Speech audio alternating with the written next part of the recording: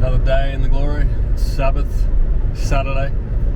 Every day's Sabbath for me though, every day's rest. I retired from my work so a minute ago, so working from rest is just so wonderful.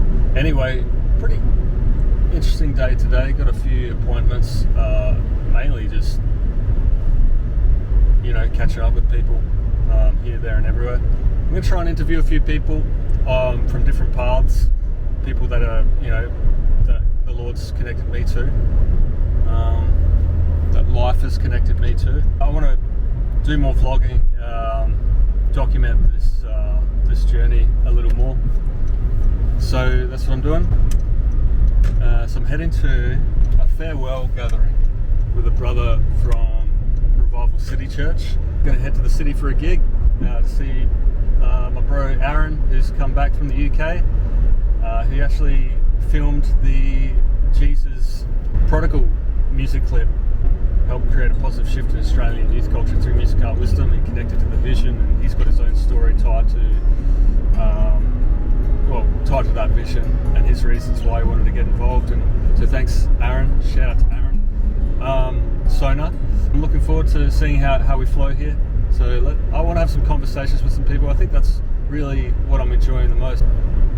And I know I'm meant to be doing this, so, you know, I had this encounter once. I went to the year 2060. I was in Africa and I was doing journalistic work. So I don't really tell people this, but I should start telling people this more and more, that I'm a spiritual Tintin. I'm like a spiritual Tintin. I'm on an adventure with God and in this life, looking forward to everything that's coming through. In the same night, actually, when I was going to these different realms, 2060 in Africa, you know, doing this journalistic work, I also saw in the same thing. I went to this other realm and I saw the covering of and global warming, that it was actually a manifestation of God's love on the earth. And so I can't say that's not perfect. As things move in cycles, you know, the earth is moving through a cycle always, and so are we. And yeah, it's exciting. I definitely want to bring good news, and I want to co-create out of the now, knowing that we do have a connecting power, that our words have power and our vibration is powerful, and that the earth and us are a divine relationship. We literally are made up of the same stuff, made up of stardust. So vibration, frequency, positioning in the right realm, all of that stuff, governing authority. I believe in it because I've seen it. I've got cause and effect, witnessing cause and effect in that, not just me in my life, but you know, across history. So his story, I'm looking forward to sharing more of his story. That's what I saw. I don't know if that's going to happen or not, but it gives me a reference point and a vision for the future, and bring my future into the now. I love documenting the process, and I love writing. I love media, so yeah, it's really an important part of what we're doing at WISE Serpent Dream Agency and the 37 Club media events and mentorship for youth. If you don't know my story, I lost my cousin when she was just 14, and it's the leading cause of death for young people in Australia. People in entertainment, workers in entertainment in Australia, are actually twice as likely to take their own lives. So I just that's my calling as a grounded ministry in the Office of Helps. And then I've got the Heavenly Ministry, which is a spirit art church, which is being developed right now, which is more on the cloud, a digital church, content based, and we will have local glory gatherings, and we've done that before, but more frequent as well.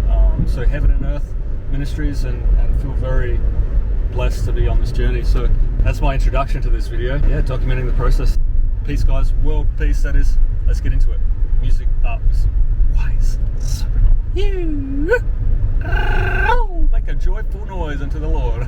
Hallelujah. Shalom. I know you probably weren't expecting this today.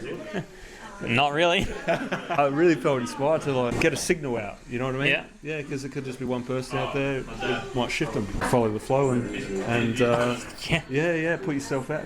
Don't hide your light. And you've got a lot of light, sir. Yeah. It really does. We're called to be a light on the hill, so. Got a beautiful family here, young family. Cheers. Yeah. Yeah. Bloody oath. Yeah, bloody oath. I love it. You've been running a life group from your space here for a couple of years, you were saying? Yeah, so we were in another house before this, but yeah, we've been hosting this life group for 3 years. 23. Yeah, 3 years. Yeah. Solid. Solid. It takes sacrifice to do that. Open up your home and host. No, it's one of the biggest challenges we had when we had Abigail was do we keep going or do we put it on hold? Through our pregnancy and Abby being born, we haven't stopped. It's a new season as well, a new chapter. Yeah. So tell me about that. Well, we've been led to join on to the Spanish church where Melinda's family goes. That was a 6 or 8 week process of asking God very particularly and trying to discern. We just like most, didn't get the 100%, but we felt sure enough to commit to the decision. So let our pastors know, and this is our finale. This is it, but it's almost like it's the what do they say? It's the end, but it's also the beginning of something else. It's another chapter. It's another chapter. So for us, it's a whole lot of things wrapping up, but it's not the end of the story, and it's not the end of catching up either. I think she likes the camera too, don't you? Yeah. Someone likes the spotlight. And that's great. Yeah, it is. I think she's excited. I said it's going to be on YouTube, so she's like, yeah. You like the idea of that? Your face will be all over the internet. Yeah. Yeah. How popular are you? I'll link you. Oh, I'm very popular, just not in this realm. Hi, very popular. I'm Simon. Can I see your YouTube channel after? Yeah. Patience. It's still building. I'm still working on it. Okay. Early days. Do not despise humble beginnings, it is written. So That's true. So yeah, what do you have a message for anyone out there who's maybe they're searching, they come across this video and any inspired word just as it comes up in this moment? Just take a step of faith, whatever God's putting on your heart. If you take that first step, no matter where it is, what you're doing, you'll find God affirms you or tells you elsewhere. I love it. Faith. Yeah, no, faith in motion. Taking that step is where you get. You find God either affirms you or redirects you. When you're sitting on the sidelines, it's easy to let the what ifs plague you.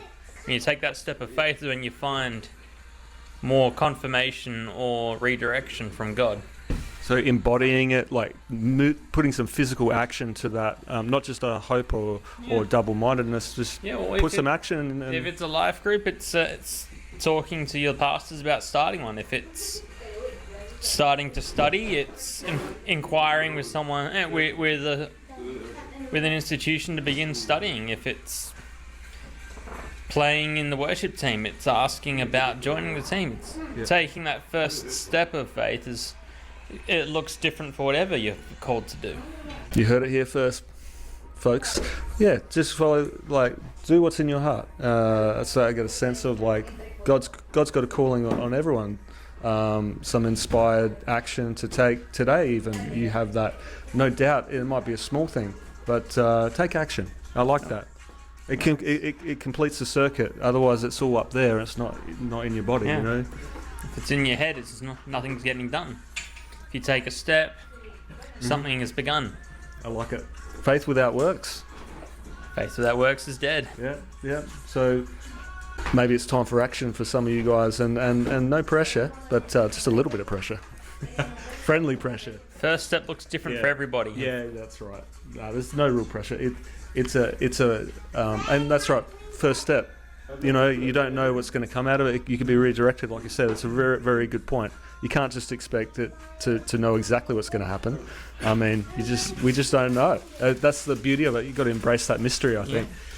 Yeah, absolutely. And which is very fitting for this new chapter, embracing that mystery and seeing who God connects you with, and the next steps it'll unfold, Yeah, no, that's it. The first step looks different for everybody, but it takes you somewhat into the direction of where God's calling you, either directly or a bit closer. And tell me about this T-shirt real quick here. Oh, share the gospel, not your opinion. I like it. In other words, share the words of Jesus, share his teachings. Our opinions of it is not the gospel. The gospel is what Jesus said and did.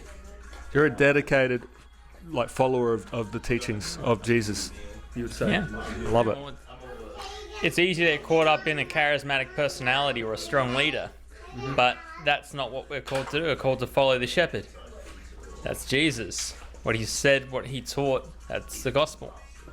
And you believe he lives in you, right? Oh, he lives in all of us. Hallelujah. That's the gospel. The good news. It's good news that that the Creator lives in you. Well, we didn't. He first loved us. You know. Yeah, he loved us at our worst. Yeah. It says in the Bible that while we're still enemies, he died for us. We got some more people coming to it. I thought I heard the door, but It's just the Holy Ghost. Yeah, it's awesome. No, thanks for allowing us to come to your home and sharing. Thanks for coming along. You might have been last minute at the last few months, but you still brought a fresh aspect, a fresh set of eyes, a different heart. Each person brings something to add to the life group for discussions, for questions, for things to share when questions are asked. Yes. So everyone's got a unique fingerprint. Oh yeah, absolutely. Yeah. So it's good to see each other for that uniqueness, you know, and you know, having a young family. I mean, that's a beautiful gift. Like that's such a beautiful gift. No. Proverbs says babies are a reward from the Lord. That's rich. That's really rich. That's some high currency. That's high. That's, you know, money can't buy that. No, I mean Literally. Yeah, literally. Money can buy you the chance for those who struggle, but they can't guarantee anything. Yeah, that's right. That's right. So it's a great gift from God, the Creator. So, yeah, let's. We're here in 2026. Bit of a heat wave, and we'll continue on the flow. See what God does. Yeah. And good luck on your next chapter. We'll be in touch, no doubt. We'll see you around. Of course, we'll be around. Yeah. We'll visit from time to time to Revival City and small Adelaide. You never know where you bump into someone. That's right. The shops are anywhere, anytime. We're all connected, and you know it's an eternal situation, eternal family. So you know that's that's the good news as well. It doesn't run out. Like we're going to be doing this forever in Christ, and that's pretty mind-boggling, really. I remember one time I was on holiday and visiting one random church, and it's an old bloke who was, when we finished our conversation, said, "This side of eternity or the other, I'll see you later." Yeah, I love that. Yeah, it's so true. Yeah, it's a good way of looking at it. Yeah, it's a never-ending story, literally. Yeah, we might be apart for a short time, then we'll be together forever. Yeah, it's very special. All right, thank you so much, Simon, for sharing. Yeah, it's awesome. Thanks for coming along. Yeah, my pleasure. I don't know if we actually met before. Have we met yet? Are you doing it? Hold on. Well, it's happening right now. It's too late. Tengo algunos dientes, nada. What's your name? Jenny. Nice to meet you. I'm Grace. Jenny? Jenny. Okay. Well, how did you come to be here? I chose to the Connect group or where? Yes. Because of Milena. Yes. We're friends, and she invited me to a Connect group. You're from Colombia? Colombia. Yes. Okay. So how did you get here? Are you related or you're just friends? No, we're just friends. Okay. How I came to Australia? Yeah. It's a long story. I came long time ago in Melbourne. I was doing missions with an organization called YWAM, or Youth with a Mission. Okay. And then I came back to Colombia 2 years and a half, and then I decided to study, to do a master's degree, and I got a scholarship with Uni of Adelaide. So I came to Adelaide without knowing anyone. And it was hard at the beginning, but now I have the Colombian community. Did you meet at the church, the Colombian church? Yeah. No. Or- I met her in Revival. Okay. Yeah. So 1 year ago, I think it was. So And this is a Revival City Church life group. This is a farewell to Melina and Simon and Abigail, but it's not a goodbye. It's a see you later. Yeah. Yeah, definitely. It's not a permanent goodbye. It's a see you later. So see you around kind of thing. Yes. So are you still going to another Connect group, or are you going to start going? Well, it's a good question. I don't know. Okay. To be honest, I don't know. I haven't thought that far ahead, but we'll see what God does. Yeah. I'm actually going to not Revival anymore. Right. I'm going to one called Life. life center in the city. Okay, sounds great. Sounds great. You enjoying it there? Yes, it's nice, mostly because it's closer to my place. That was the reason why. Sure. Yeah, but Why not?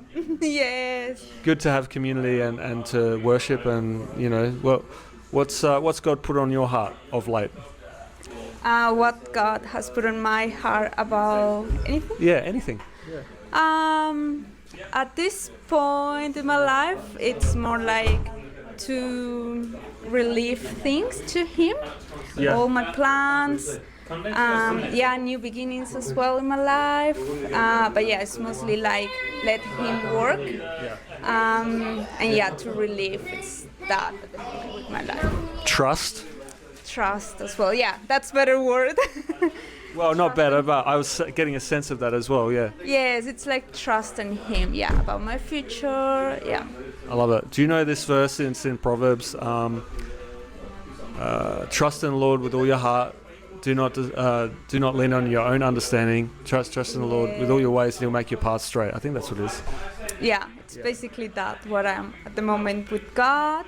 So yeah, it's what He is trying to teach me at the moment. To let things go, to release things. Like you're saying, it can be a challenge to do that because you got to be vulnerable. Yes. To an invisible force. And it's also like it's about future as well. So it's like you don't know, and there is a lot of uncertainty. Yeah. But yeah, it's like that peace in your heart as well that the Holy Spirit puts in there, and it's what it really help you to deal with the uncertainty. Yeah. Faith. Trust. And it's also nice because it's not just like I just have to believe that. It's also a part of my devotional where God has telling me with the Bible and like words in the Bible who help me to say like God has the control of the future and He will be in charge. And when I go and read it again, it helps me to relieve and say like I will trust and have faith. Jesus said something interesting along those lines, like my yoke is easy, my burden is light. Mm-hmm. My burden is light, my yoke is easy, my leading is easy, my light. It's a good word I feel for you. And I feel also the sign of that, it's the peace. If you feel peace, it's because you are in the right way. If you're anxious, it's because it's not the right path, I reckon. And it's a moment-to-moment journey, isn't it? Yes, it's just the journey. Yeah. It's day by day, moment by moment, being led by that peace. I certainly agree that supernatural peace that transcends understanding. That is a key. It's because I will open a little bit of my heart to. I don't know who else is watching. For someone, it's probably important for someone. Can maybe will help to someone who is passing for the same. Mm-hmm. I broke up with my boyfriend two weeks ago, and it's all this about it. I felt that it wasn't like a good relationship. It was bringing a lot of anxiety, and God gave me the promise, like it will be a hard time, but it will be joy in the future. And the promise was that He will be with me in this grief. So what she said, day by day, and some days are harder than others. Of course. But the good thing is the peace. It's what I was talking about before. It was a lot of anxiety. Now it's peace. But of course, it comes thoughts as well, like, oh, you're gonna be alone. You don't have anyone in this country. You are old as well. Those kind of silly thoughts that comes. And then little by little I was relieving to God and telling Him like, this is what I'm struggling, this is the thoughts that are coming. And day by day I feel like more peaceful in those thoughts. Like, it's okay, God has the control and He has a good future for me. Full of joy. Full of joy. Yes, full of joy. I agree with that. And you look like a very joyful person, Jenny. Yeah, thank you. Yeah, I mean, Sometimes I'm crying all the time because of that, but it's life. relationships are tough, but you've got your priority on the main relationship with God, which is fantastic, I think. Yes. And yourself.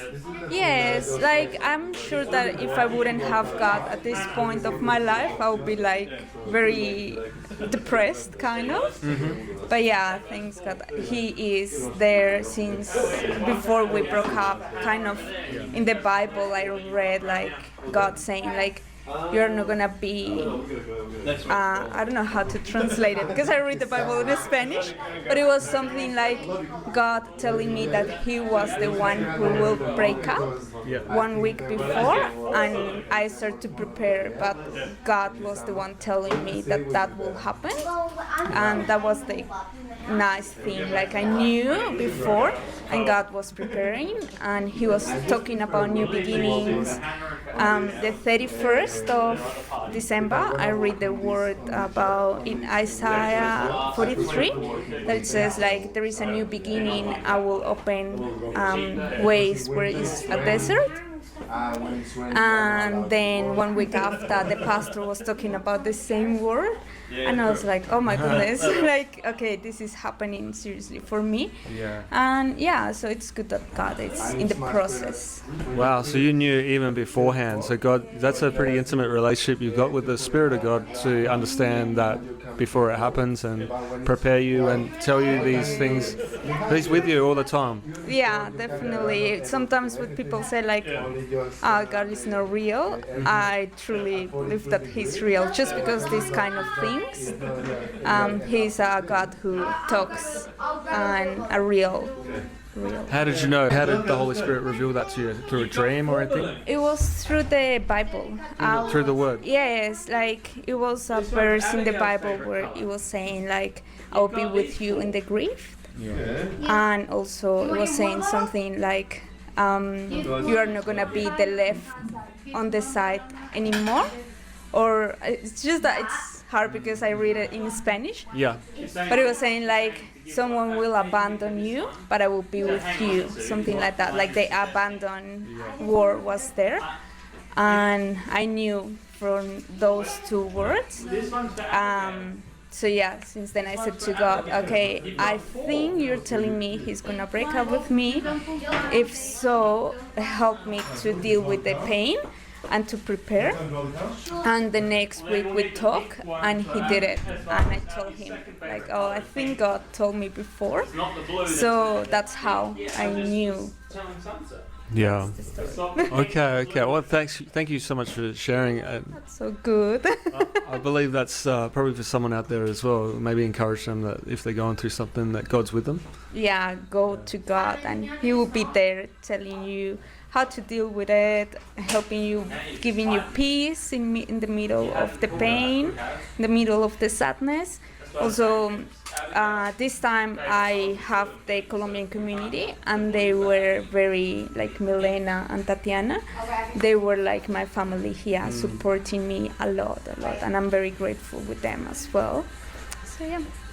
Beautiful. Yeah, it sounds like you're on a rich journey, and that new beginnings means new exciting adventures for you, no doubt, and one day at a time, and enjoy the process. Yes, definitely. So I'll take that 1 day at a time. Yeah, 1 day at a time. That's the way to go. That's the take for today. Well, that's what Jesus said, right? Don't worry about tomorrow, because it's got its own trouble. So just Yeah, definitely. Thank you so much for sharing. That's very, very awesome. That's so good. Bye. See ya. I'm here with Victor. No one even knows that we're inspiring on these people. Hey Dan. We made it. Hey Dan, say hello. Hello. Yep, there you go. You're on the camera, mate. There he is. And what about Adam, Dan? Test that a bit. Now, Adam, if you don't want to be on, are you okay? So, yeah. Well, I don't know what I don't know what I was planning, but I just wanted it to be a spontaneous conversation. Oh, you're good, mate. All good.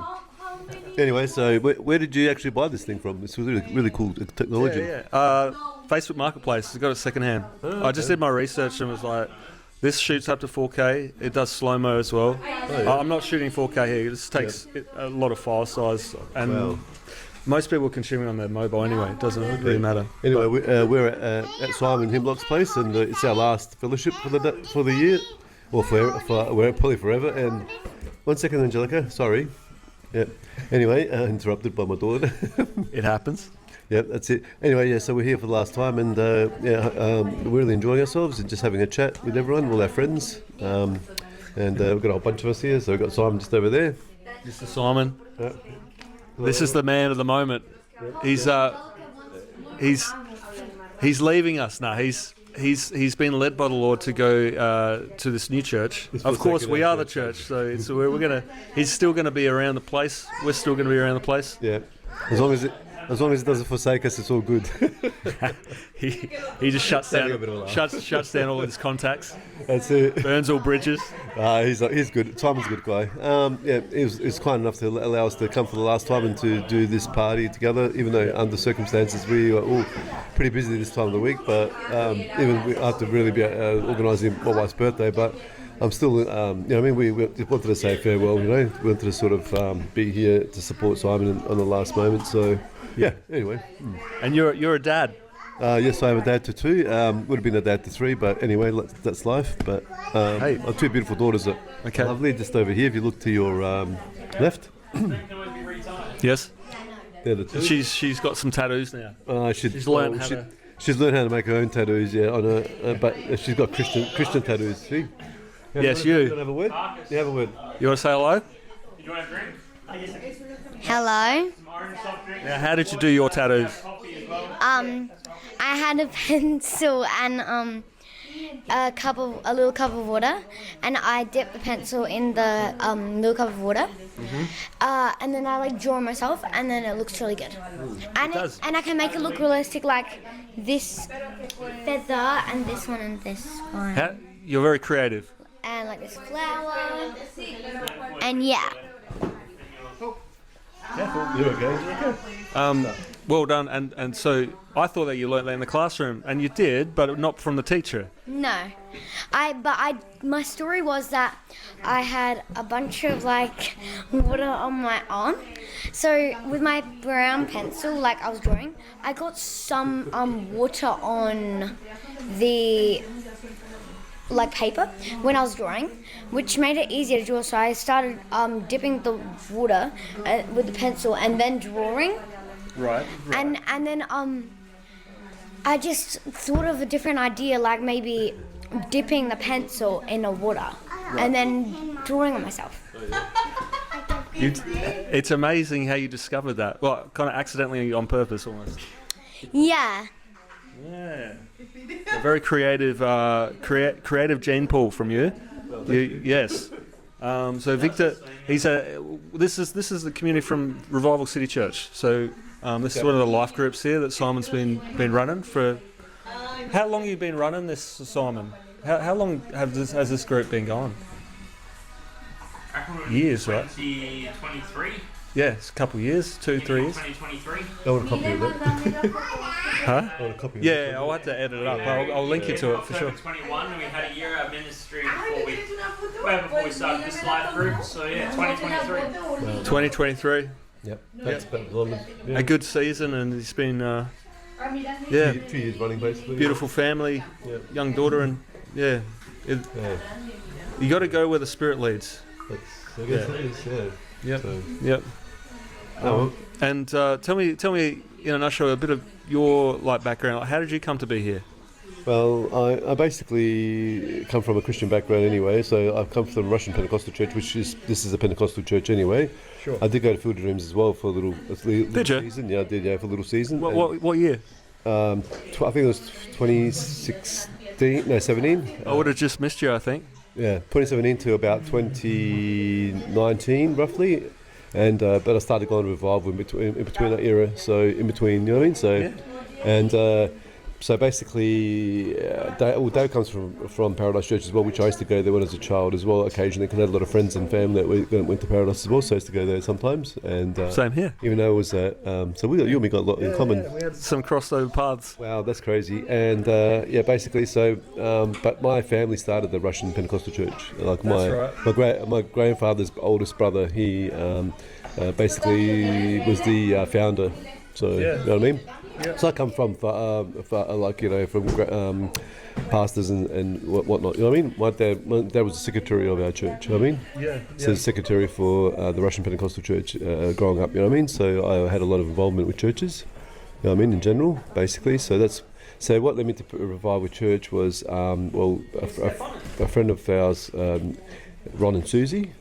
My wife's friends, that they basically invited us, and we came along, and we've been gone since. So, and then we sort of from their life group, we ended up coming because we had children and a bit too noisy for Ron and Susie's group, so we decided to go to Simon's. So that's what led us here, basically. Yeah.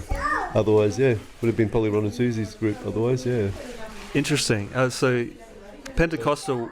For those that don't understand what that stems from, give them a window into that windy experience, where it originated from. Basically, it was a whole bunch of people praying after Jesus had left the earth after his resurrection. Jesus was here for 40 days, I believe, and then he had to go to heaven. And he said that he'll leave his helper. So the helper is the Holy Spirit, basically. And so that's how the Pentecostal church formed, from a whole bunch of Christians meeting up together, and the Holy Spirit came upon them. You know what I mean? And you had an experience, your forefathers, or you've had some supernatural encounters yourself, right? Of course we have. Yeah. I mean, I've seen. Yeah. Basically, even I've actually in my past when I was younger. I did sort of have a bit of a falling away and listened to a lot of non-Christian music and stuff like that. And one Easter I stayed at home and basically I actually did have a spiritual encounter with a demon. So basically the dark side. Yeah, dark side. So I knelt down and I broke up all those discs or not discs but records back in the day, and I broke them all into pieces and I prayed. I fell on my knees because when I saw that spirit, I did not welcome it. I didn't want to even be a bar of soap next to it. You know what I mean? So it was attached to the music you were saying. Yes, pretty much so. And so I knelt down on my knees and I prayed and I rebuked that spirit and it disappeared. It was very tall, very dark, very pretty much hit the ceiling with his head. That's how tall it was. Probably didn't want you to get into what you were going to get into, which is God probably taught me at the age of 9, basically discernment and stuff. Yeah. So you all right, Sansa? I thought it just fell. Yeah. She fell into cushions though, thankfully. They're playing around here with the... Anyway, so basically, that's life is, ever since then, I've basically lived most of my life as a Christian, you know what I mean, sort of thing, or known to be closer to God because of that factor, you know what I mean, like when you're young and you see things like that, that's pretty freaky thing. Like imagine being my daughter's age, she's 10, 1 year older than me at the time, and to see that kind of that kind of spirit. You know what I mean? It's pretty scary. For sure. Sometimes God allows that so we can learn the difference. That's correct. Yes. And obviously, I mean, you do have times in your life where you're up and down, but I mean, and I've hanged out with people that were probably not exactly Christian in between that time, like when I was 17 or 18, I think. 18, I believe. And from 18 to about probably 20 something, I was surrounded by a lot of worldly people, but I try my best to still follow my Christian base, you know what I mean? Of course, yeah. But I mean, obviously, being that age, like teenager, you still want to, have enjoyment and alcohol and whatever, blah, blah, blah. Yeah. So, you know what I mean? And so done some silly things along the way too. King Solomon really learnt through life experience as well. All of that realm, according to the scriptures, he didn't deny himself any pleasure. I believe he learnt through experience the difference, right, of chasing things. He said everything's really meaningless when we're chasing things on this earth. It's all chasing of the wind, which brings us back to Pentecost, right? Because that holy wind came into the room. That's right. Happened to me as well. The wind came in to my room, and that's part of my testimony as well. That's so this Pentecostal movement is it's a supernatural thing. It's something that When that's we out of the draw box. When we draw close to the guide, I mean, you do feel, and you do know when there's like a something dark around you or something, or like, and I do discern things, and I have that gift where I can discern when I'm being followed, even by witches or whatever, or warlocks. Sorry, and I even sensed, and I rebuked once, even when I was driving my bus back in the day when I was driving for the public assistant, I had a sense that I actually had a warlock on board my bus. Yeah. And the bus was empty. Like, there was no one on my bus. Right. But I just, when people go into astral travel, astral traveling, whatever they call it. So I rebuked that spirit and I said, if you do not leave this place, I'll cut your line, whatever, your silver line, whatever. And so, blah blah, or sever it. Silver cord. Yeah, silver cord, whatever they call it. And so I rebuked that spirit and flee. He fled straight away, obviously. You know what I mean? So, yeah. Interesting, isn't it? Like when you can actually, sense the spiritual realm when you walk close to God. That is, though, the closer you walk to God, the more spiritual you feel towards things. You know what I mean? Right. But also grounded as well. It grounds out to family life and practical things too, right? Well, that's right. Yeah, and there's a lot of distractions on this earth as well, like you said, and and kids are distracting as well. So basically, a lot of involved. You know what I mean? And, a good distraction, hopefully. Well, yeah, a good distraction. Seeing the kid crossed. Yeah, but still they distract from from your spiritual walk as well. Sometimes you want to have time with God, and sometimes you got to help kids out. Right.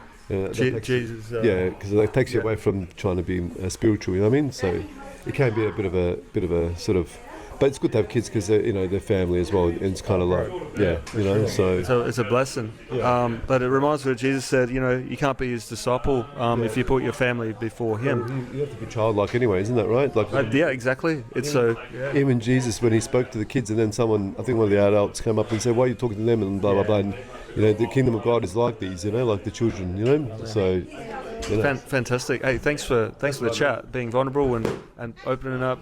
We didn't know where this conversation was going to go. Just kind of going with the flow. So. Yeah, you're good, mate. Thank you for taking me on. It was awesome. Yeah. All right, you too, man. Take care. Look after, get the other boys in there. Yeah. Shalom. Dan the man is here. You made it. Yeah, I did. I'm here. And Adam is this Adam over here. He is a pilot waiting to happen. I believe he's a big fan of flight. I know you're a gym man. You're all kinds of things happen here with these guys. These are part of the furniture here at Revival City Centre. Oh, sort of. Not really. Not anymore. He's got it. Hey, I think that suits you, that balloon. We'll get rid of the balloon. He's like, you know what? We'll leave that for the kids. Yeah. Yeah, we'll leave the balloon for the kids. Well, tell me what's God put on your heart of late? What's on my heart for late? I don't know. Sort of heading into, being a monk, I think. But unless something else comes along, that's the end goal, I think. So, yeah. It's a fresh start to the year, 2026. You got some plans or projections or some vision for this year? Not really this year, just continuing on from last year. I like that. Sort of more of it's a long journey to where I'm planning to go, but if I don't take the first step, I'll never get there. So tell me about that. Tell me about the big vision then. The big vision is to become a monk, I guess. But okay, now we're talking. Whether I ever actually get there, or wow, that's huge, man. That's huge. Yeah, that's the end goal. Whether I get there, this might turn somewhere along the line, or yeah. But it gives you a focus, I suppose, or a big target. Tell me, is there a location attached to that idea, or not really, like geographically, or? No, not really. Maybe some desert somewhere. But so you got liquid plans, I'd say, like a big picture, but you're quite open to how that comes about, and it's quite like a broad vision. Yeah. I mean, I'm still. Yeah, it's first page of the book really is I've got the rest of my life to get to where I'm going, and because I mean it's like going to the gym. You go for a week, it's not going to do you anything. If you keep on going little bits, you get there. So Seem like a very solid, consistent person. This is what I was saying before when we were sharing, like consistent with work, consistent with the gym, you know. Yeah. When did this idea drop in? Because it's not every day I meet someone who's like, yeah, big vision is to become a monk. Yeah. No, probably not, but probably maybe a year and a half ago, sort of came to, it's like, Recent. why not just go for it? Like a dedicated lifestyle, I suppose. Or what draws you to it? The isolation, or the focus of it? The isolation, the focus, the commitment, I suppose. The commitment, in a certain tradition. It's like everyone's a part of the church, and being a monk is one part of it. Some people are preachers, some people do other things, and that what makes a good monk describes me perfectly. Okay. That's good. Yeah. Tell us like a rundown of like monk life. In a nutshell, for people who was like, what's a monk? What does that entail? Because like even myself, I love this idea. I love the picture. I've got my own vision of it. But what you would have done more research than me, I would imagine. So, what does that look like in a nutshell? Get up at 3 o'clock in the morning and pray. Pray until probably, I don't know, maybe 8 o'clock. Go have some breakfast and maybe go do some work in the vineyard or whatever garden you got, and then maybe mid-morning prayers and like a few prayers during the day, and then maybe do a bit more work in the afternoon, and then Vesta prayers, like with nighttime prayers. Okay. So just Vesta prayers, is it? Yeah. Okay. Which is part of a community. It would be with other like-minded or a community of monks. And so there is a community. It's very dedicated to one cause. Obviously, it sounds like, but that working aspect, I've heard of that, like the monks getting together and working and maybe creating wine or selling something on the side to help the community, help fund things. But like one joint cause, it sounds like growing closer to God. At the end of the day, they still need to support themselves. They don't want to be a burden to the community or any one person. You need to support yourself. So, I mean, they don't eat a lot, but they still need to eat. You still need to live. So, It's the practical side of it. Spiritual and the practical. Even though, well, they reject most of the stuff in the world, they still need to eat and drink. And renouncing like the marriage and everything. Is that a monk? Can a monk be married? Not really. They're normally not. I'm not saying that they all are unmarried, but generally they're not. Use it to supplement my. It's very interesting. I didn't know this about you until right now. This the monk life. It's really interesting. But it sounds like you like a disciplined routine.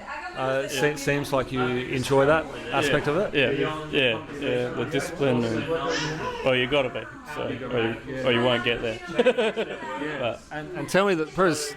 It's the most fun question for me about this.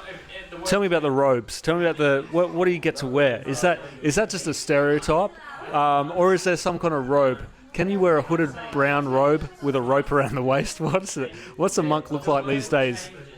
Is there a stereotype? I think that's probably a stereotype, but From Robin Hood or something, like Friar Tuck or something. yeah, the hooded brown robes. I think that's more a friar from Catholic church. It's not really a monk. It's more like not a priest, a deacon, or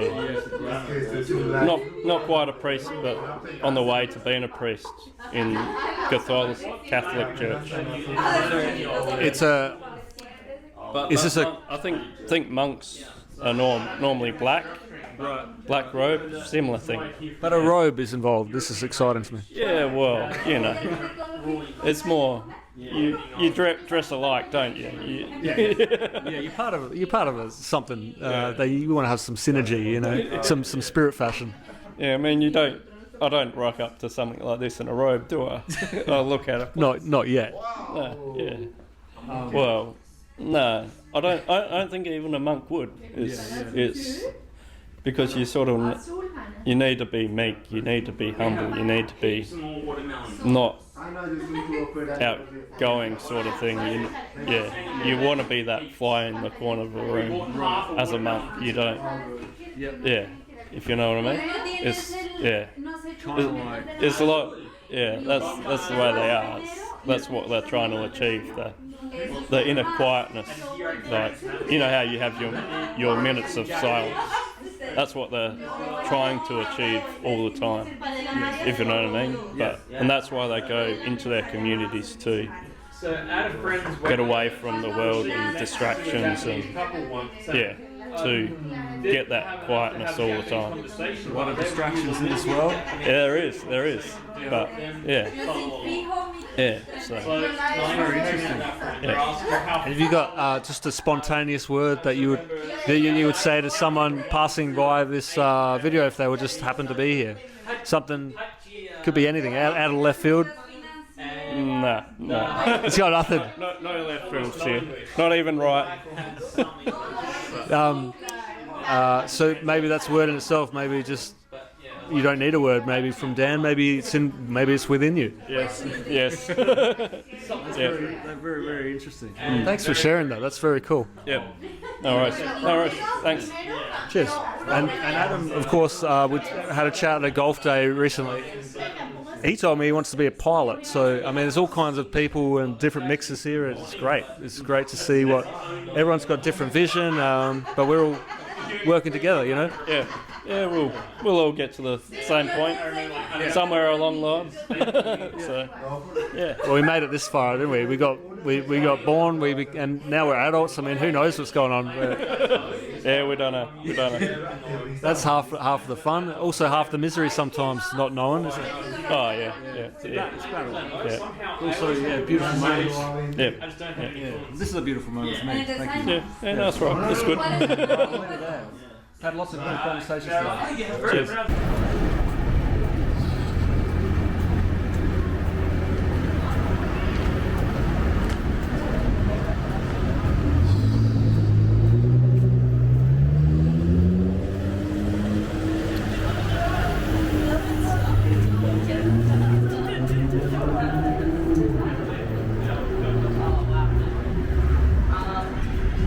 So, birthday party was good, a lot of food. I'm feeling pretty tired, but I'm just going to go meet Aaron. I think we're going to watch some live bands. I don't know who's playing, but we made it. We're in the city, going to have fun. Shalom. Yeah, so mate invited me. We're going to catch up, maybe see some music. Sure. Yeah. So say good day. You guys from Adelaide? Yes. Yeah, same. Footy fans or no? No, sports, music fans. Music fans, grunge, punk. Grunge, punk. Okay. Nice. Also grunge punk fan. Grew up on punk rock, no offense. Got a job. I think there is one out there. Sure. Okay. We'll see you there, or wherever. Good to see you.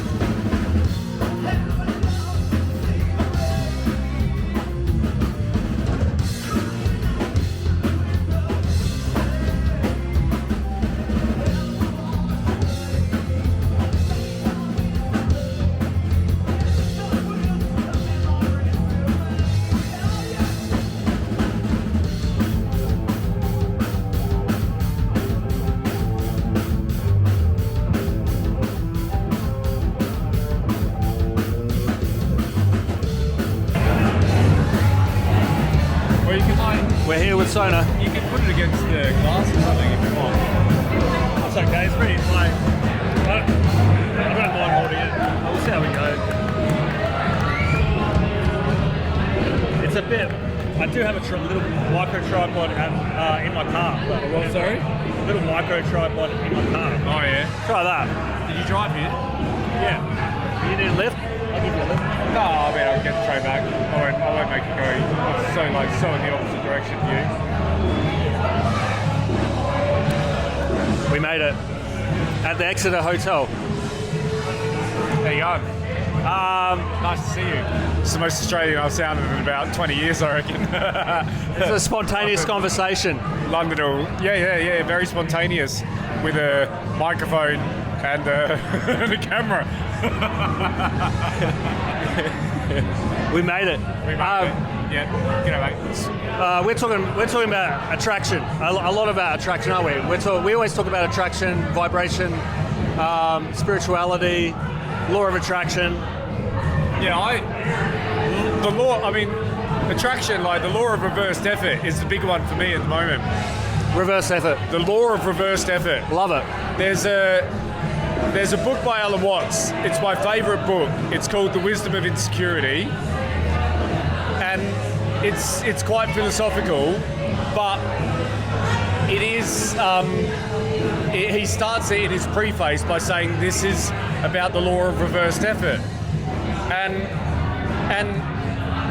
the law, it's kind of like another word for it is kind of flow, right? Like just being in the flow, like not pushing towards things, not putting yourself out there. And in our like society that we live in, it's really hard to wrap your head around that. It's really hard to wrap your head around that. Because we're go. That mentality, Go. striving.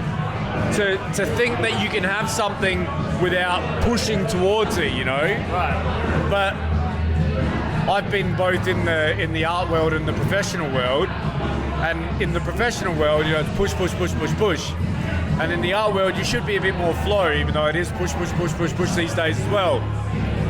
Flow is where the good shit happens.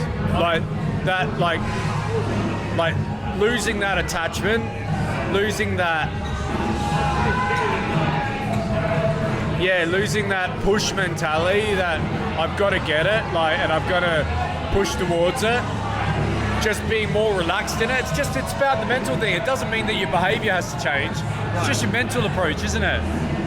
It's just about not attaching yourself to any outcomes, but being in it for the right reasons and being in it for the moment, and not putting it out there, you know, like, and if you can do that, and if you can settle in that, then it will come to you eventually. You know, it'll come when it's ready, and you won't have all of the stress associated with pushing towards it, you know? It's great. There's two things we talk about which I want to touch on. Well, one is you're an interesting character with your professional life and your artistic life. I want to get into that balance. But also solitude. Solitude's been a big thing for you and for me, actually. You know, recently the revelation of being alone with God and God being alone with me, but everyone's here as well. It's a weird paradox, but that's how I feel about it. And you were mentioning solitude, and yeah. Riff on that for a sec. Yeah, I mean, Alan Watts is really my guy at the moment. You know, I'm listening to a lot, reading a lot, and you know, he said that the spiritual path is one of solitude, but being connected to everything. You know, and I wanted to dip into this solitude because I think it's really, really important to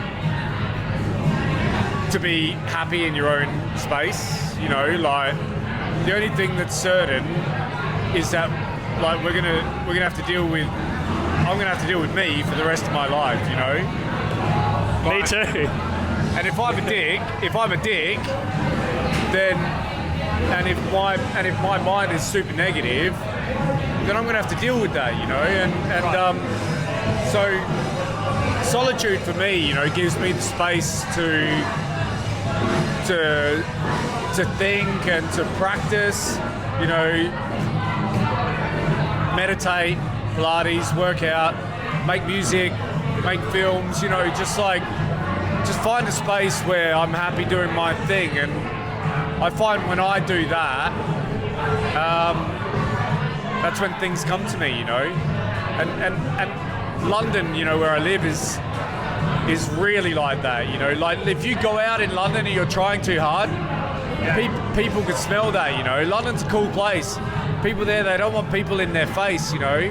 People are attracted to people that are doing their thing and that are chill. Yeah, no worries, all yours. And that are chill. And and that, you know, that solitude, that finding that happiness in your own space, finding things that you enjoy doing, you know, on your own. It's a good look. It's a good look, I think. Right, it's not that try hard, I need something to happen, or desperado kind of, that striving, you know.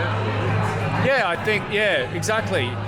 But, you know, at the end of the day, it's not about external appearances, it's about how you feel inside. And you know, the main thing with, you know, like reversed effort, you know, flow versus push, and solitude versus attachment or need or desire,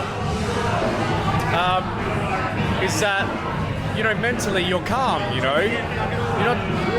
You're not attaching to things that may or may not happen, you know. You're not desiring things that may or may not happen. You know, you're just being content and happy with what you have, ideally. And that's such a more peaceful mental state, you know, and from that, and if you're in a more peaceful mental state, then everything flows from that, you know, like, then you're healthier, and then you're going to live longer, you're not going to have as many health, like, so much of that happens, you know, so, but it's really hard to get there, you know, like, you can't just click your fingers and you're in the flow state, you know, you gotta deal with your shit.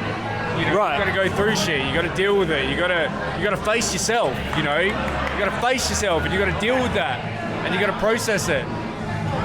Yeah, I love it. Yeah, that cunt there. Tell me about the contrast, because you know the difference through what you've experienced, right? Because you were telling me in your 20s you used to work, and this kind of ties into the professional and artistic contrasting roles. You know the difference because of what you've experienced, like fight or flight versus the peaceful flow. Tell me about that. Do you mind sharing what your profession was / is at any time if you want to flow into it? Because I'm a lawyer. Yeah. A lawyer is probably the coolest looking lawyer I've seen in a minute. Yeah, I'm a finance lawyer, you know, and I've worked in London for 15 years. You know that game, Yeah. the money game, the striving, that whole scene, right? You know that. Yeah, I grew up quite materialistic, you know. For whatever reason, I come from a very artistic and working class family. But I had posters of Porsches on my wall, you know, that I wanted, you know. I wanted those things. I never had them growing up, and I wanted them. I don't know why, you know. My mum always said I had a champagne taste on a beer budget. And so, but I studied law because I was interested in it. And I studied law because, you know, from a very early age I was reading about criminal law, crime and stuff. And so, you know, and my mum's dream was to be a lawyer. So somehow I ended up in that space, you know, and I ended up doing a law degree and life just went on sort of train tracks, you know. I got good grades, so I got a good job in a good firm, and then a year later I got an offer from a firm in London, and I moved over and they flew me over, and it was all pretty crazy for a working class kid, you know, like from the southern suburbs of Adelaide, you know. I never would have dreamt, you know, single mother family and stuff, I never would have dreamt that could have happened, you know, and all of a sudden I'm in London working in one of the biggest law firms in the world. And but I knew that I didn't really want to stay in that, you know, but I worked really hard, but that was a different me, you know. I wasn't so much on my spiritual path at that point. I was just a young dude, you know, like just bouncing through life. and I landed in some good spots. But I think, you know, you are what you read, and I read a lot, and I only read non-fiction, and I got into reading some Dalai Lama stuff. And that triggered something in me, you know, that really triggered something in me. And, you know, the first thing that he preaches is compassion. You know, that's really, you know, compassion is at the heart of everything that the Dalai Lama teaches outside of Buddhism, you know. And that really changed some things in me, you know, and I started to move away from the artificial world and into the natural world, you know, and started to be more interested in people. And then kind of out of nowhere, I just became a vegetarian, and that was just because I loved animals. That was my reason at the time. So I love animals. And then from there, everything started to flow, and I started to move away from the artificial world and into the natural world, and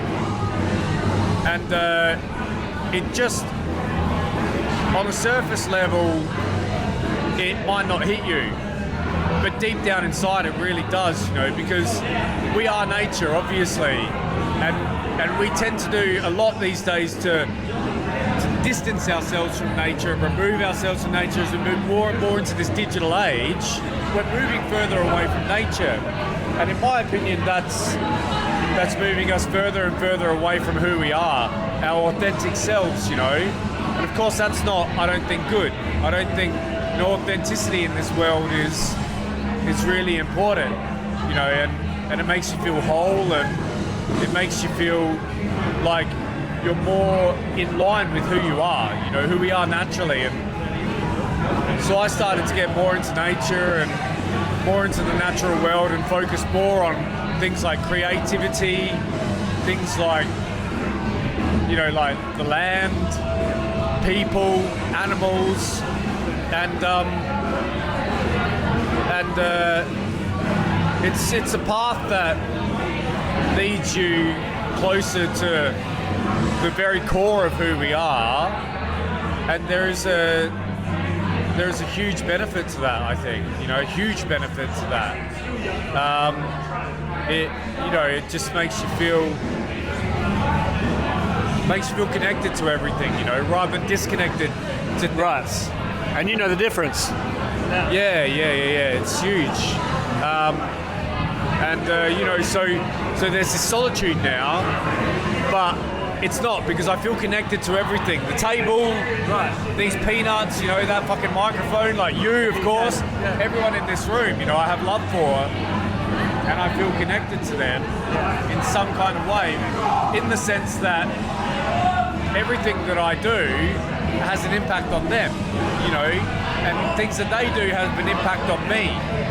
And if you can live in a way where you understand that, then you start behaving in ways maybe that are going to have a positive impact rather than a negative impact. I love it.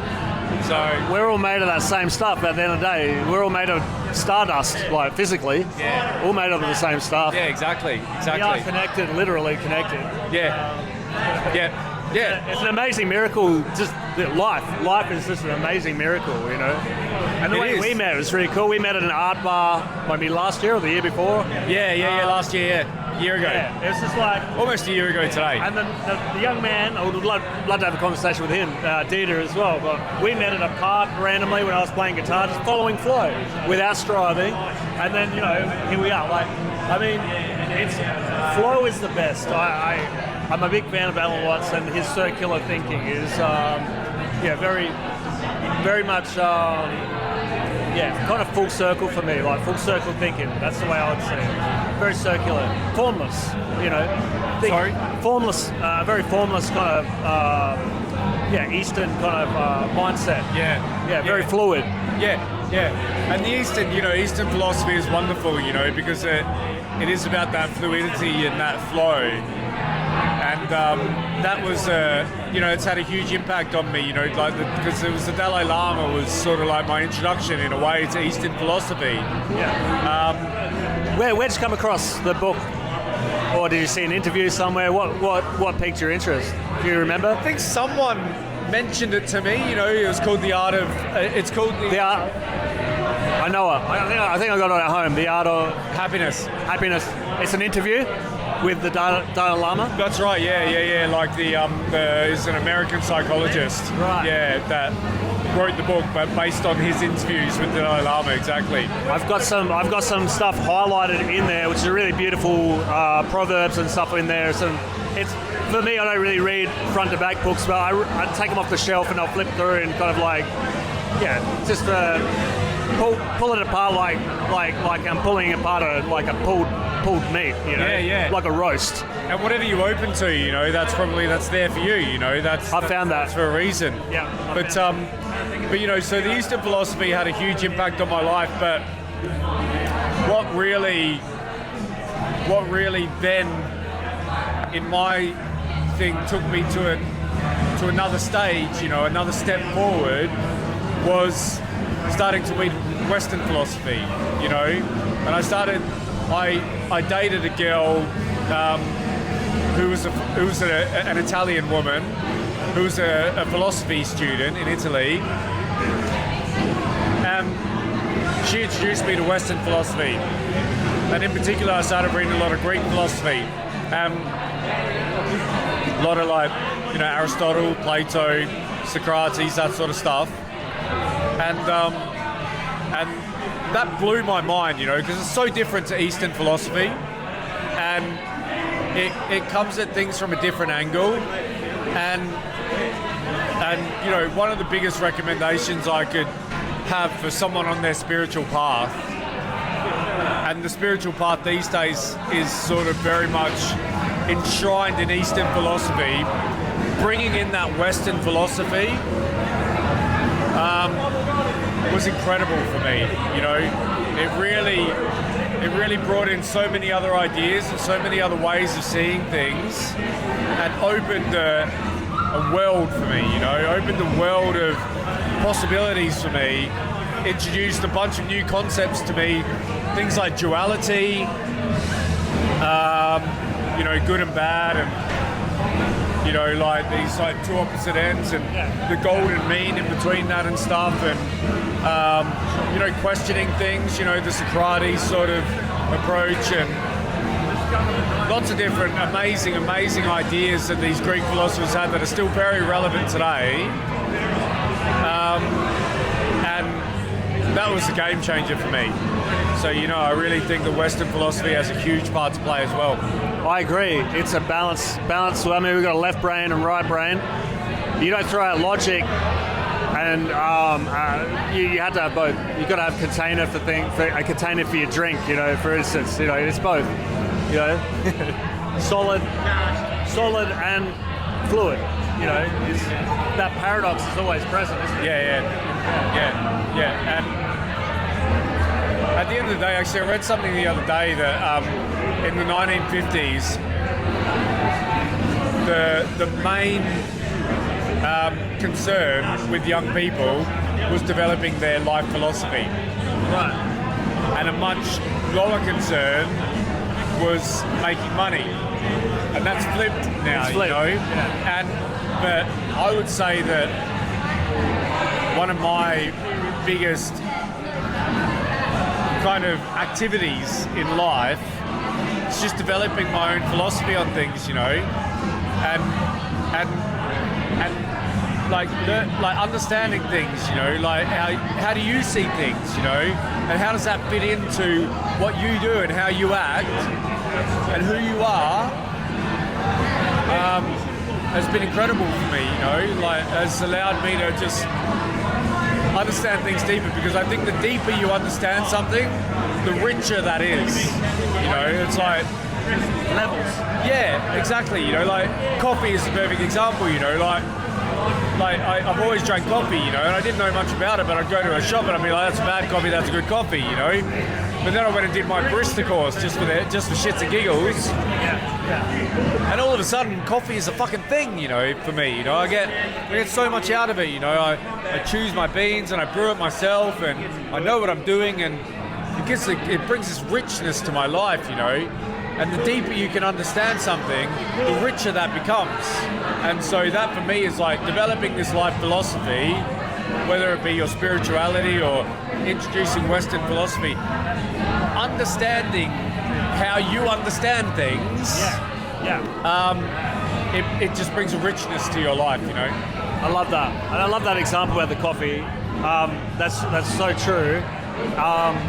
Everyone's got a unique fingerprint, and so I feel like that's me as well. Those aha moments, like you're seeing the same thing, but you're seeing it uniquely. You're seeing the pattern uniquely. Through life's coming through you, and you've got a unique take on it to add. You know, my friend said something once that actually offended me as an ego-driven musician. He's like, "We're all jamming on the same song." I was like, "How dare you?" I'm like a musician, you know. But yeah, it's so true. We are jamming on the same song. Universe, right? One song. Yeah, 100%. We're all connected, you know, and we're all in the same thing, but we're all in our own thing as well, you know. Yeah. There's 8 billion realities in this world, you know, and we've all got our own reality, you know, and it's different for all of us.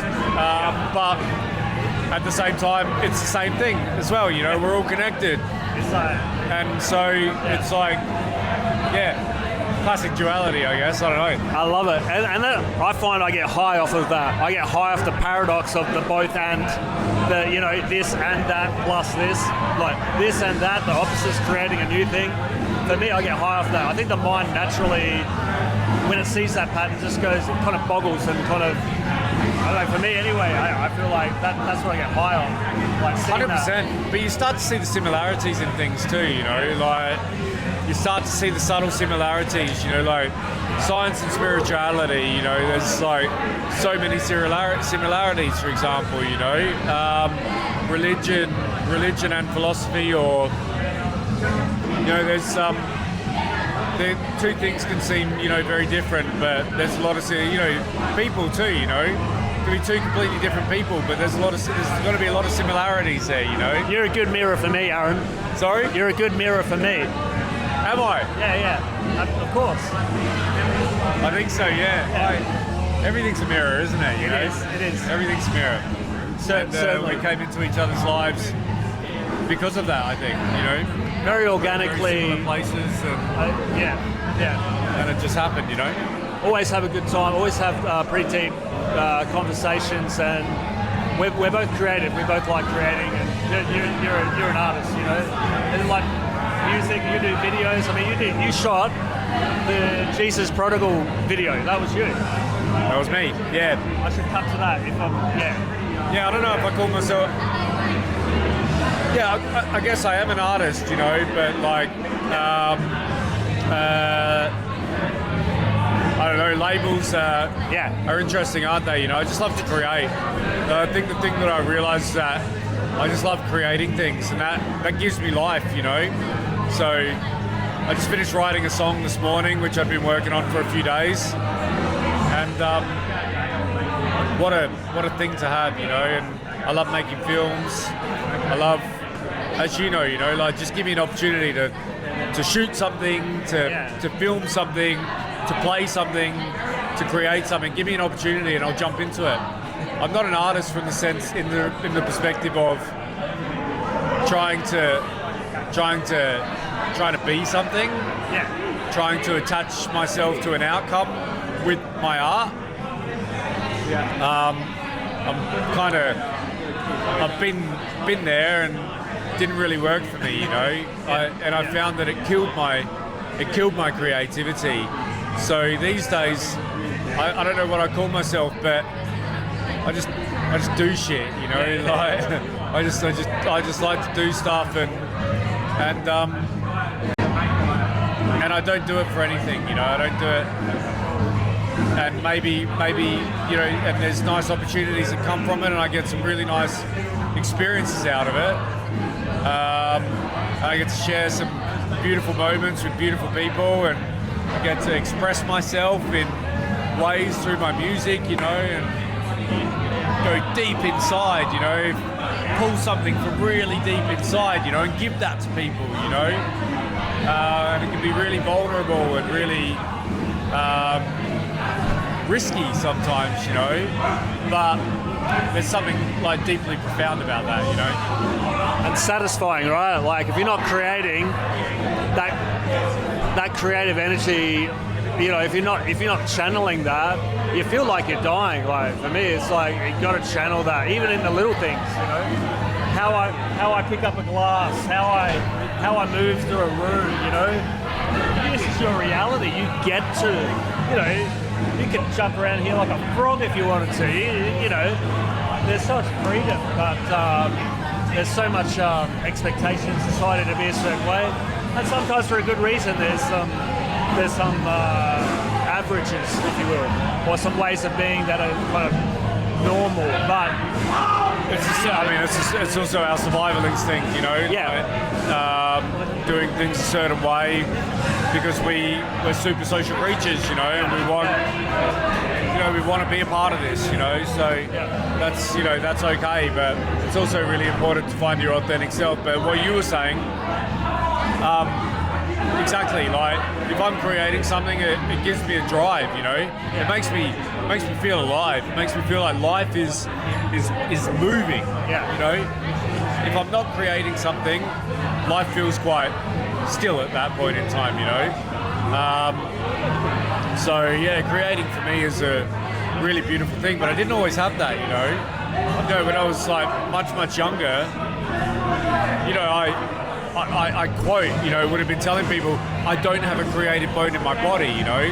I've heard that from a lot of people. They say I'm not creative. Yeah. I'm like bullshit. And then I tapped into it, and I just started doing things, you know. I always played piano from a very early age, but then I picked up a guitar, and I just started doing it, you know. And then from there, I just like leaned into it, and now I would say, you know, like many years after picking up the guitar and you know, going on a pretty long journey with music and film and stuff like that, I'm insanely creative, you know. Like not like I'm always creating something, you know. I'm always writing a song or making a film or something like that, you know. So I think it really is there in all of us. Yeah. But you have to find it, you know. Like sometimes you need to try things. Right. And if you do, then and as I said earlier, you know, we were talking about it earlier, but that came from a mate just going, you need to get a guitar, you know. And I was like, there was no context to that, you know. Right. And the next time I see him, he's like, have you got a guitar yet? I'm like, what are you talking about, mate? Like, a little angel messenger. Thought about guitar, you know. Yeah. And then next time he's like, have you got your guitar yet? I'm like, all right, I might buy a guitar, okay. Like, and then I did, you know. And he was right, you know. It changed my life, and there could be these little signs there, and if they are, like, follow them, you know. Absolutely. And it's interesting because you were saying that you were doing basketball. You love basketball when you're like, if I'm not playing basketball, I'm going to die. You know, it's either that or nothing.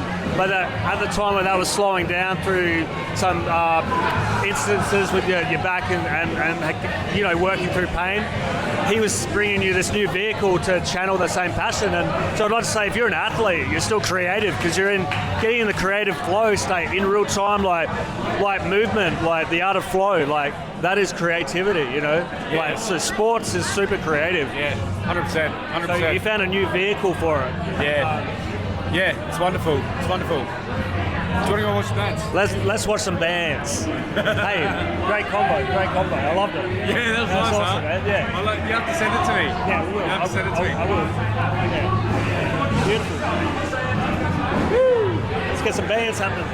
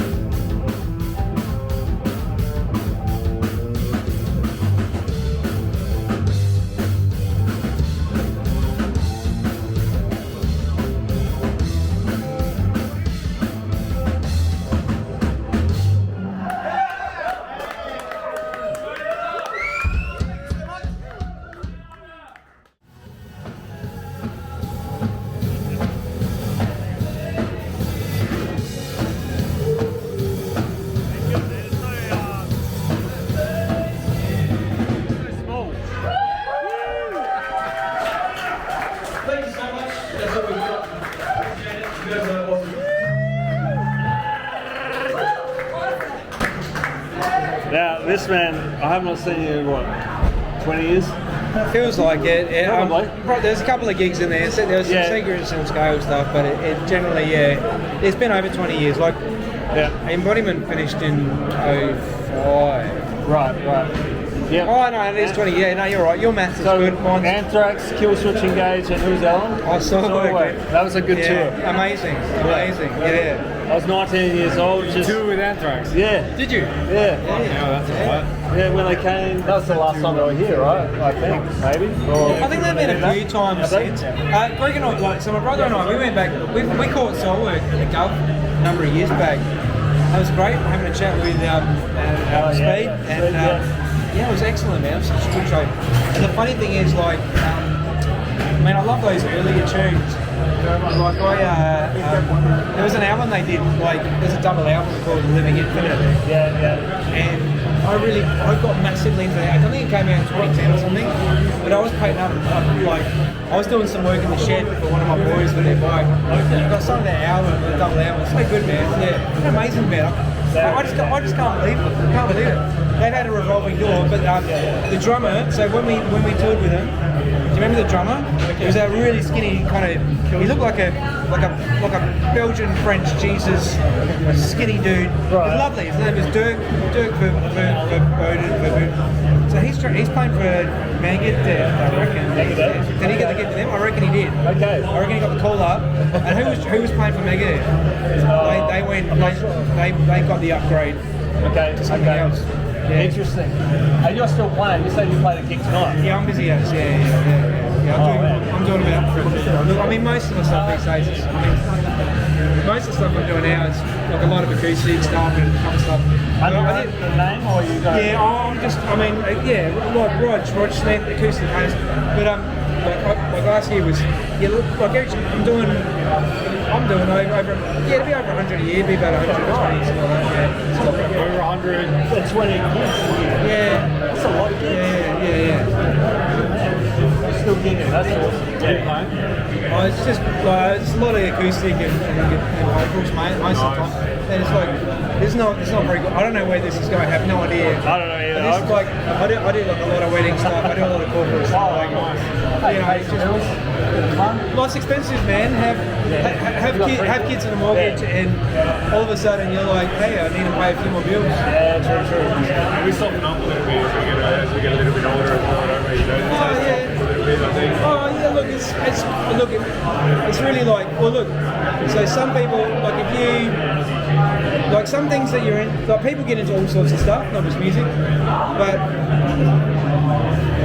when you're in the process of life, like not everything that we do, that we enjoy can always easily be remunerated, right? Remunerated. Yeah. But so look, I'm like, especially original music is like probably close to the hardest thing to make money out of. Oh yeah, like if you find out, let me know. I've tried pretty fucking hard, mate. I didn't get there either. Yeah, I think the bottom's dropped out. But I just try and keep moving. That's the goal, man. Just keep moving. If you keep moving, you got momentum. You never know where that leads to. But I'm just grateful, man. Grateful to have that passion, right? Like what a beautiful thing to love music so much, and to have that, like when you're bored or when you're down or when you're whatever, you know, pick up your guitar and write a song or something like that. Like, that's not something that a lot of people have, you know. I'm sure you're the same. My brain is always, it never stops with that. So what do you do with it? Yeah, it needs to go somewhere. Yeah. So what do you do? I just try and keep moving. Like I get like, I don't know if you get this. I get the feeling of sort of, you know, when you get big. I don't know how to describe it. Like itchy, like unsettled in the brain. If I don't pick up the guitar enough, if I don't play enough, my thoughts aren't as clear, and I feel like mentally like I need to. I feel unsettled, and then if I play a bit, I feel like the brainwaves settle a bit. That's how I feel. I don't know if you're listening. We were just talking about creating, weren't we? Like, writing stuff. I love it, and how much that makes you feel like you're kind of moving forward in life, you know? Like, you know, if you're not I'm not writing something or creating something, I feel still. Yeah. I feel like not. We're meant to be creative, and it's part of being human, and all that stuff.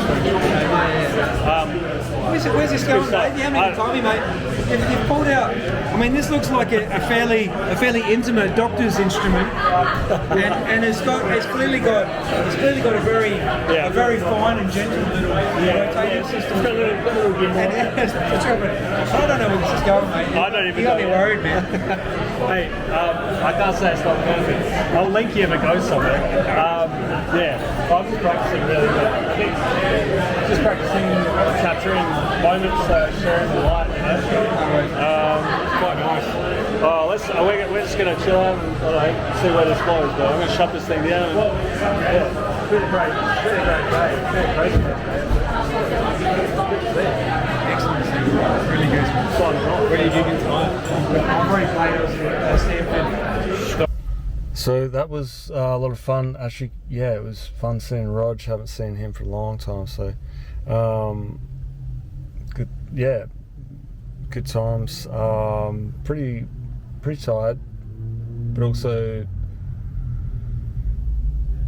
feel kind of energized in the midst of that as well. Actually, so nice kind of floaty feeling.